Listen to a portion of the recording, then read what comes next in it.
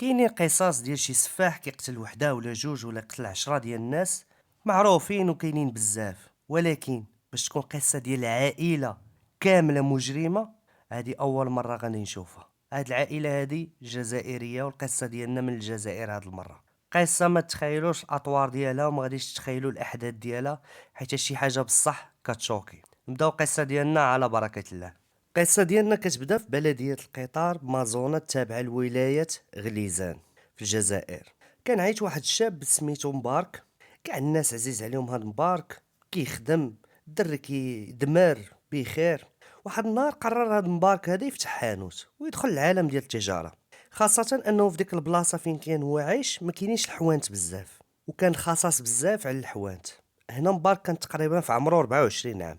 بعد شويه ديال الوقت مبارك غيفتح داك الحانوت، خدم فيه مزيان، حل المشاكل ديال الناس اللي كانت حاصله، حيت كانوا الناس كيضربوا مسافات باش يمشيو عند الحوانت. المهم الناس بداو كيقضيو الاغراض ديالهم كيشريو من عنده، امور ديال التجاره ديالو مشات ليه مزيان. بدا كيخدم، الفلوس بدات كتدخل، الناس عزيز عليهم مبارك، الامور ديالو كانت كلها بخير. وعلى حساب الكلام ديال الناس كانوا كاملين كيقولوا بانه انسان طيب محبوب، وكاع الناس كانت كدير فيه الثقه. هاد الثقه هذه اللي كيديروا فيها الناس خلات مبارك انه يدخل في العمل الخيري.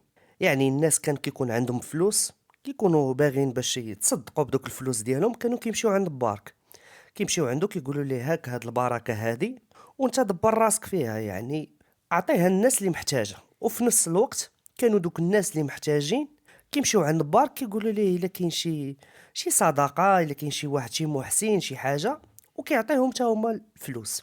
يعني كان هو الوسيط بين هذاك اللي كيمد وهذاك اللي كياخذ. وهذا الشيء خلى مبارك الناس تزيد تثيق فيه وتبغيه اكثر واكثر، ولاو كيحترموه بواحد الطريقه اللي كبيره بزاف. من بعد هذا مبارك هذا غادي يبدا يخمم، غيبدا يقول مع راسو علاش ما نستغلش انايا هذا الشيء ونخدمو لمصلحتي. حيتاش الناس ما كانوش عارفين بان هذا مبارك هذا ما عندوش غير شخصيه وحده. الناس اللي كيعرفوه مزيان والمقربين تاع العائله ديالو كيعرفوا بان مبارك كانوا عنده جوج ديال الشخصيات. واحد الوجه ملائكي اللي كيوري لكاع الناس اللي كاينين في الزنقه، وكان عنده واحد الوجه اللي شيطاني. يعني من جهه كان كيحب الخير، ومن جهه اخرى كان كيموت على الشر، وداكشي اللي كان كيدير حتى واحد ما كان كيعاقبه. تقدروا تقولوا بحال السيد عنده انفصام في الشخصيه. ما عليناش، مبارك غيقول بانه كاع الناس عارفاني راجل مزيان وكيديروا فيا الثقه، يعني الا درت شي حاجه حتى واحد ما غادي يشك فيا. هادشي علاش غادي يبداو دوك الافكار الشيطانيه كيدخلوا في عقله، وغيبدل العقليه ديالو غا بالفن. وهاد الفعيل اللي غادي يدير حتى واحد ما غيتخيله. في البدايه ديال 2007 مبارك كان في عمره تقريبا 25 سنه. واحد النهار كان جالس قدام الحانوت غيشوف واحد السيده واقفه في الزنقه. هاد السيده هادي كان في عمرها 26 عام، كان سميتها سهام. مبارك كان كيعرف هاد سهام مزيان، وهاد سهام ما كانش ساكنه في ديك البلاصه، كانت هي من واحد الولايه اخرى وجات لديك البلاصه غير باش دوز واحد العرس تاع العائله ديالها وترجع لديك الولايه فين عايشه هي. يعني كانت بوحدها ما كاين معاها حتى شي واحد. مبارك غيشوفها من بعيد وشاف باللي انها كانت لابسه بزاف ديال الذهب، تما ما يقدرش يسيطر على راسو، وغادي يبدا داك الشيطان كيلعب به. داكشي علاش غادي يقرر انه يمشي يدوي معاها. هو كيحشم، ما مولفش كيهضر بزاف مع العيالات. مشى عندها وقف قدامها قال لها واخا نهضر معاك واحد الدقيقه اختي. قالت ليه ديك السهام هي حتى هي عارفه، وعارفه بانه انسان كيدير الخير وهادي، ويعني مصدر ديال الثقه تمايا. مشات مع داك الحانوت. في واحد اللحظه غير ديك سهام دخلت الحانوت ديال مبارك، غيهز واحد الحديده كبيره غيسد بها الحانوت. من بعد ديك سهام غتخلع، دارت باش تقول ليه علاش سديتي الحانوت، غتلقى راسها طايحه في الارض حيت ضربها بديك الحديده. غير طاحت في الارض كمل عليها. من بعد حيد لها كاع داك الذهب اللي كانت لابسه، ومن بعد بكل برودة الدم غادي يشد ديك الجثه ديالها وغادي يخبيها في الحانوت، حتى في واحد البلاصه اللي صعيب بزاف يشوفها شي واحد ولا يلاحظها في الحانوت ديالو الا مشى يشري ولا شي حاجه. من بعد غيعاود يفتح المحل ديالو وبدا كيخدم بحال راه ما طاري والو. يعني كمل النهار ديالو نورمال، وهو راه عنده هذيك السيده كاينه لداخل في الحانوت وحتى واحد ما عايق. وهو خدام داك النهار كان التفكير ديالو كامل هو كيفاش غادي يتخلص من ديك الجثه اللي عنده في المحل. بقى شويه هي تجي واحد الخطه شيطانيه عاوتاني. قدام الحانوت كانوا دوك الاشغال، يعني كانوا دوك الناس ديال البلديه كيحفروا في الطريق تمايا. وكان واحد الحفره دايرين هادوك الناس ديال البلديه، الله داروا فيها داك السيما وداكشي، باقي داكشي ما نشفش. مبارك شاف داكشي ويقول هذه هي الفرصه اللي ما كتعوضش. اش دار؟ خلى حتى طاح الليل، سد الحانوت ديالو ومشى للدار عادي. من بعد تا الليل مزيان عاد باش خرج من الدار، رجع للحانوت، حل الحانوت، جبد ديك السيده، حفر واحد الحفره تمايا هذيك اللي دايرينها نيت البلديه ودوك الخدامه ديال البلديه، حط فيها ديك السيده وعاود غلق ديك الحفره مزيان، سدها مزيان بحال راه ما طاري والو، بحال ما شافها حتى شي واحد. ومع يلاه كانوا دوك الاشغال تما وداكشي، حتى واحد ما يقدر يعرف بانه سهام راه كاينه تما مدفونه. المهم الاهل ديال الضحيه تقلقوا عليها بزاف حيتاش ما بانتش ليهم، وهما عارفين بانه راه سهام مشات للعرس وغادي ترجع. ولكن الوقت اللي قالت لهم غادي ترجع فيه طولات بزاف عليه، بداو كيتقلقوا عليها. العائله تاع سهام غيمشيو عند البوليس باش يبلغوا بمحضر اختفاء. البوليس بداو كيقلبوا عليها، دازو ايامات ما بان عليها والو. والناس ملي كيسولوا العائله ديال سهام كيقولوا لهم واش ما كاينش شي خبر عليها، كيقولوا لهم والو، تقول الارض تفتحات وبلعاتها. هما ما عارفينش بانه راه بصح راه سهام كاينه تحت من الارض. المهم داز مده على هذا الملف ديال سهام. العائله غادي يقولوا انه ممكن تكون هربت من الدار وتغلق الملف تاعها كامل. ومبارك حتى واحد ما شك فيه، حيتاش بطبيعه الحال هو انسان طيب وكيحب الخير، ومستحيل يجيك في بالك بانه مبارك يقدر يكون دار شي حاجه. والصادم في الامر هو انه مبارك ملي سمع الناس راه كتقلب على ديك سهام، حتى هو خرج كيقلب معاهم وكيحاول يعاون ويسول في الناس ويعطيهم زعما الفلوس باش يديبلاصاو ويقلبوا عليها. ساعه والو ما لقاوهاش، وبشويه بشويه بدات القضيه ديال سهام كتنسى. كما قلت لكم الملف ديالها تسد. ملي تسد الملف ديال سهام، مبارك بطبيعه الحال فرح بزاف وعرف بانه راه ناجح في هذا المجال، هذا المجال ديال الاجرام. وهذا الشيء اللي غيزعمو بزاف، غيحس براسو بانه ذكي ويقرر انه يعاود هذه القضيه هذه. دازوا الايام على ديك القضيه ديال سهام، وبدا تاني الشيطان كيوسوس ليه وكيفكروا بديك اللذه اللي حس بها فاش دار ديك الجريمه ديالو الاولى. وهنا بدا كيخطط باش يلقى شي ضحيه اخرى. غير هو هاد المره قال نعطي لراسي واحد شويه ديال الوقت باش يقدر يخطط مزيان، باش ما يصدقش مصيد ويشدوه في البلاصه. هنا غيجي واحد التفكير شيطاني مره اخرى، وبدا كيخمم كيقول علاش ما نديرش انايا شي شريك نقسم معاه الارباح، وباش ملي نسرقوا الضحيه ونبغي نخبي الجثه هاد المره تجيه ساهله ماشي بحال المره الاولى. بقى كيخمم بزاف وتزير فاش كان باغي يخبي ديك الجثه ديال سهام.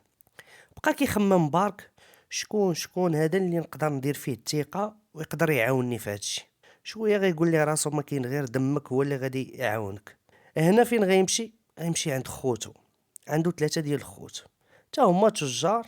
قال نمشي عندهم ونقنعهم بهذا الشيء. مشى عندهم بكل ثقه، قال لهم شوف انا غنبدا نصيد لكم العيالات ونديو لهم الذهب ونصفيوها ليهم، والفلوس ديالهم وداكشي حنايا اللي غادي نتقاسموه النص بالنص. خوتو غادي يمشيو معاه في الموضوع، كيفاش قنعهم الله اعلم. المهم هاد خونا هذا كانت عنده قوه ديال الاقناع. ولاو عصابه. ملي تفاهم معاهم وكل شيء بدا كيقلب على شي ضحيه جديده. دازت 4 سنين على ديك الجريمه الاولى اللي هي تاع سهام، وبالتحديد في عام 2011 مبارك ولا في عمره 30 عام، تزوج ولاو عنده الولاد. واحد النهار كان جالس برا كيخمم كيفاش يدير، قال بانني راني طولت على ديك الجريمه الاولى، خاصني شي وحده تانية. المهم كان جالس قدام الحانوت وهي تبان لي واحد المراه في عمرها تقريبا ديك 60 عام. هاد المراه عندها بزاف ديال الفلوس، عندها واحد الورث كبير كان كيتسنى فيها اراضي ديور. المهم مبارك قنع عليها، بقى قانع عليها واحد المده، كان كيتسنى غير ديك الفرصه باش يصفيها لها. في داك النهار مع 12 شونس تاع النهار شافها دايره الذهب بزاف، عقلو حبس. مشى عندها بدا كيهضر معاها، قال لها خالتي كي دايره بخير، كي دايرين الدراري واش كلشي بخير. وبحكم انها حتى هي كتعرفو بدات كتهضر معاه. بعد قال لها واش بغيتك في واحد الغرض وهذه تجي معايا للحانوت. هاد المراه هادي بحكم انها اصلا كتعرف مبارك مزيان وداكشي وكتعطيه الفلوس باش يعطيهم دوك الناس المحتاجين وداكشي، دارت فيه الثقه مشات معاه. الغد ليه الولاد ديالها سمعوا بالاختفاء ديال الام ديالهم، تصدموا بطبيعة الحال، بداو حايرين فين غتكون مشات، شنو غيكون طرا ليها.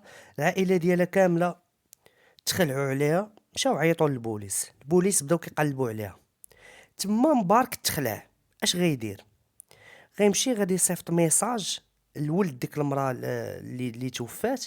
صيفط ليه ميساج من التليفون ديالها وكتب ليه رساله، قال لي راني بخير وراني لاباس عليا، ما تقلقوش، راني غير مشيت ندوز واحد الايامات وغادي نعاود نرجع. هاد الرساله هادي كانت عاديه، ما فيها حتى شي حاجه كتبين شي شك ولا شي حاجه. ولكن الحاجه الغريبه هو انه هاد المراه كانت اميه، يعني ما كانتش كتعرف تكتب، ما كانتش كتعرف تقرا. والتليفون كانوا دايرين ليها ولادها غير باش كتعرف تجاوب في التليفون وصافي، كتهضر معاهم وصافي. اما انها باش تصيفط ميساج ما كانش كتقدر تصيفط ميساج. هادشي اللي ما كانش مبارك داير بحسابه. هنا ولاد هذاك الميساج بلاص ما يطمئنهم ولا هادي، العكس، تاكدوا بانه طرات لمهم شي حاجه ماشي نورمال. بقاو كيقلبوا في هذا الموضوع، والتحقيق بقى في هذا الموضوع لمده ديال 3 سنين، ولكن والو. ونهار 14 ابريل 2014 غادي تغلق التحقيق في هذه القضيه هذه، لانه ما لقاو حتى شي حاجه زايده على هادشي اللي قلت لكم. ديك الساعه مبارك شنو غيدير هو وخوه؟ غيمشيو غادي يبيعوا داك الذهب ديال ديك السيده باش ما يتلقاش عندهم داك الذهب ولا شي حاجه. غادي يقسموه وغيبقاو ياكلوا في الفلوس ديالو بشويه بشويه. ما عليناش. 3 سنين من بعد ما سالوا الفلوس ديال داك الذهب، حسوا بلي بانهم غير خصهم عاوتاني فلوس اخرى. زاد مبارك بدات كطيح عليه واحد الفكره شيطانيه، بداو كيتسناو غير في الفرصه المناسبه باش تجيهم الضحيه الثالثه. هادشي كان في عام 2021. ومبارك غادي يعاود يرجع لعادته القديمه، ساولوا الفلوس وبدا كيريح كيقلب على الضحيه الجديده. كل نهار كان كيجلس قدام الحانوت وكيبدا يدير دوك التخطيطات ديالو، وكيبدا يراقب ويعس من بعيد وكيتسنى غير الوقت المناسب باش يعاود ينفذ داك السيناريو الثالث. السيد شاف دارها المره الاولى صدقات ليه حتى واحد ما عاق به، المره الثانيه حتى واحد ما عاق به، قال نكمل علاش لا. وزيد عليه دابا راه عنده خوه كيازرو. هنا مبارك في 2021 غادي تبان ليه واحد الضحيه جديده. كان كل نهار كيبقى يعس ويراقب عليها من بعيد، واش عندها شي ناس كتعرفهم، منين مشات منين جات. بقى كيتسنى غير الوقت باش ينفذ السيناريو ديالو. وهاد السيده هادي حتى هي كتعرف مبارك، وكانت كتخلي عنده فلوسها، كتعطيه الفلوس زعما باش يوزعهم على الناس المحتاجين، يعني عارف بانها ميسوره. المهم، قبل ما نكمل لكم على هاد السيده هادي، ما كرهش اللي مازال ما اشتركش في القناه يشترك في القناه ويدعم الفيديو في لايك. بغينا نكملوا 10000 ابوني، راه ما بقى ليها والو. اللي ما اشتركش في القناه يشترك في القناه ونكملوا ليستوار ديالنا. هاد المراه هادي اللي مبارك عس عليها هاد المره الثالثه كانت لاباس عليها، كانت انسانه من دوك الاغنياء ديال المدينه. هاد المراه هادي تزوجات بواحد الراجل، مرته توفات وكانوا عنده ولاد وهي عاقمه، يعني ما كتولدش. داكشي علاش غادي تبنى واحد الدريه رباتها بحال اللي تقول بنتها. والفلوس اللي كان كيعطيهم ليها راجلها كانت كتعطيهم لديك البنت حيتاش كانت عزيزه عليها بزاف، يعني هذيك هي مومو ديال عينيها. ومن بعد سنين من هذا الزواج هذا، هاد البنت هذه كبرات، والراجل ديال هاد المراه هذه توفى الى رحمه الله. خلى ليها بزاف ديال الفلوس، الاراضي، العقارات، المهم خلى ليها رزق كبير. في 6 ماي 2021 هاد المراه هذه مشات بغات تبيع دوك الاراضي ديالها، ما لقاتش شي انسان ثقه اللي يوقف معاها، بحكم هي ما عندها لا خوها لا اب ديالها لا والو. اش غدير؟ فين غتمشي؟ مشات عند مبارك، مشات عنده هضرات معاه، قالت لي شوف اخويا، انا زعما دايره فيك الثقه، ثقه كبيره، وانا خفتي يشوفوني مرا كبيره وياكلوا لي حقي الى اخره. قالت لي بغيتك توقف معايا بحال ولدي. تفاهمات معاه، قالت لي راه كاين واحد السيد غادي نبيع ليه الاراضي ديالي والعقارات وانت تكون معانا. قالت لي هاد السيد راه كيتسنى فيا. هنا مبارك طبيعه الحال طار بالفرحه. الدجاجه بكمونه جات لعند يديه. قال لها شوفي واحد الدقيقه يا خالتي، انا نسد الحانوت ونجي معاك. فعلا مشى معاها، باعت الارض وهي تهز واحد شويه من داك الرزق اللي جاها، ودورات مع مبارك وعطاتو عاوتاني واحد شويه ديال الفلوس. قالت لي هذا النصيب هذا عطيه دوك الناس اللي محتاجين كيما موالفه كدير معاه. هنا مبارك مشى للحانوت، حط دوك الفلوس، بقى كيخمم، بدا كيقول كيفاش انايا نطيح على دوك الفلوس كامله. اش غيدير مبارك؟ مشى لبس واحد الحجاب، داك بحال الخمار ولا النقاب ولا كل واحد شنو كيسميه، ومشى عندها للدار. فتحات هي الدار، دق عليها، فتحات ليه الدار، مشى هو يهبط عليها، بدا كيضرب فيها تمايا، ومول الامانه دا امانته. هذيك المرة بدات كتقاوم، ولكن هي كانت كبيرة في العمر، وهو كان في عمره ديك الساعة يلاه 39 عام، يعني مستحيل أنها تقدر عليه. المهم ملي السيد صفاها ليها، التليفون ديالها كان كيصوني، ما عرفش شنو يدير. شد الجثة ديالها، رماها في داك البير ديال الدار، هو يخرج. هاد المرأة هادي كان عندها داك البير في الدار ديالها، وخرج من الدار مشى كيجري، مشى للحانوت ديالو بحال ما طرا والو. وهو بقوة ما داك التليفون كيصوني وخاف يجي شي واحد ولا شي حاجة، خلى داك مسرح الجريمه كيما هو، ما قدر ينقيه، ما قدر يدير والو. وزيد عليها بقوه ديك الزربه والتلفه، السيد ما هز لا فلوس، ما لا هز لا ذهب لا والو. اشنو دار؟ خرج من تما دغيا، خاف شي واحد يدخل عليه لديك الدار، ومشى عيط لخوه اللي هو الشريك ديالو في هادشي، باش يخططوا كيفاش يعاودوا يرجعوا لديك الدار ويقلبوا على الفلوس. وفي نفس الوقت بنت هذيك السيده، هذيك البنت اللي كانت مربيها، كانت كتقرا ديك الساعه في لافاك، وديما هي بينها وبين الام ديالها واحد العلاقه اللي كبيره بزاف، ديما كيتعيطوا في التليفون. يعني النهار كامل هما كيصوني، واش فطرتي واش ما فطرتيش، كليتي ما كليتيش، شربتي الدواء ديالك. عرفتي ديك العلاقه اللي كتكون بين البنت والام ديالها. هذاك الوقت كان الوقت ديال الفطور، البنت كتصوني على الام ديالها، الام ديالها ما كتجاوبش، بحكم انه راه صفاها ليها مبارك. هاد البنت هادي غادي تقلق بزاف، قالت بانه راه واقيلا طرات للام ديالي شي حاجه، حيتاش قالت من المستحيلات الام ديالي ما تجاوبش في التليفون. اش غدير؟ غتخرج من لافاك، وخلات القرايه ديالها وغتمشي للدار تشوف امها شنو طاري ليها. فاش وصلت للدار فتحات الباب، كانت الصدمه، لقات داك مسرح الجريمه تمايا، لقات دوك الدمايات وداك الشيء. صافي الدريه تصدمات، خرجات من باب الدار وبدات كتغوت وكتعيط للجيران وتبكي وكتقول لهم عيطوا للبوليس، راه الام ديالي راه صفاها ليها شي واحد. ملي جاو البوليس غادي يسولوا البنت، غادي يقولوا لها شنو طرا، غتقول لهم انايا جيت كنصوني الام ديالي ما كتجاوبش، حبست من القرايه وجيت ديريكت للدار، وملي جيت راه لقيت هادشي كما كتشوف. تما رجال الشرطه جاو تمايا، بداو كيقلبوا، شافوا لقاو دوك الدمايات وداك الشيء، ولكن بطبيعه الحال الجثه ما كايناش في الدار. اش غيديروا؟ غيبداو يقلبوا تما، غيلقاو بانه الجثه راه كاينه في داك البير اللي كاين في الداخل ديال الدار. غيديو الجثه للطبيب الشرعي، وغيبداو التحقيق في هذه القضيه. المدينه كامله ديك الساعه تقلبات، شكون اللي دار هادشي وعلاش. وهاديك المراه كبيره والله يعمرها دار، ما عندها لا اعداء، كاع الناس كتدور معاهم، يعني مراه من دوك الناس الطيبين، يعني مستحيل انه شي واحد يدير في هذيك الحاله. البوليس ملي غادي يزيدوا في التحقيق ديالهم غيبحثوا مزيان، غيلقاو بان ديك الفلوس اللي السيده باعت بها دوك الاراضي وداك الشيء مازال كاينه في الدار، يعني حتى شي واحد ما داها. هادشي علاش غادي يحيدوا ديك الفرضيه ديال السرقه، حيتاش اللي غيسرق راه غيدي دوك الفلوس، ما غاديش يخليهم تما ويقتل السيده ويزيد. هادشي علاش محققين في الاول غيشكوا في بنتها، غيقولوا ممكن انه تكون دارت هادشي باش دي يعني الميراث، ولا دي دوك الفلوس ديال ديك الارض، ولا شي حاجه يعني طاريه بيناتهم. ولكن من بعد التحقيقات تاكدوا بانه هاد البنت هادي عندها ديك حجة الغياب الدامغة، حتى السيدة كانت في الجامعة في داك الوقت اللي طرات فيه الجريمة بالضبط، وما كانش في جنب مسرح الجريمة. غيزيدوا يستجوبوا الناس، غيزيدوا يستجوبوا ولد راجلها، قال لهم حنايا ما كان عندنا حتى شي مشكل معاها، كانت هذيك المراه ظريفه بزاف يعني، وكنبغيوها، ما عندنا بها حتى شي غرض، وكانت كتهلا فينا فاش كنا صغار، وما عمر ما طرا لينا شي مشكل معاها. وزيد عليها حتى هو كان عنده واحد الحجة ديال الغياب، يعني هو كان في واحد البلاصة أخرى في داك الوقت اللي طرات فيه الجريمة.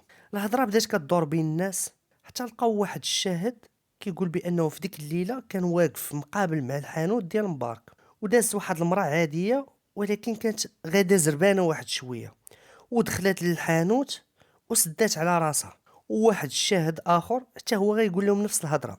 اش غيديروا البوليس؟ غيمشيو للحانوت ديال مبارك، غيلقاوه مسدود، بقاو كيدقوا تمايا شويه، غيفتح ليهم مبارك. ملي فتح مبارك كان وجهه صفر مخلوع، قال لهم اش كاين وفاش نقدر نعاونكم، انا راه كنت غاسد حيت كنت كنصلي.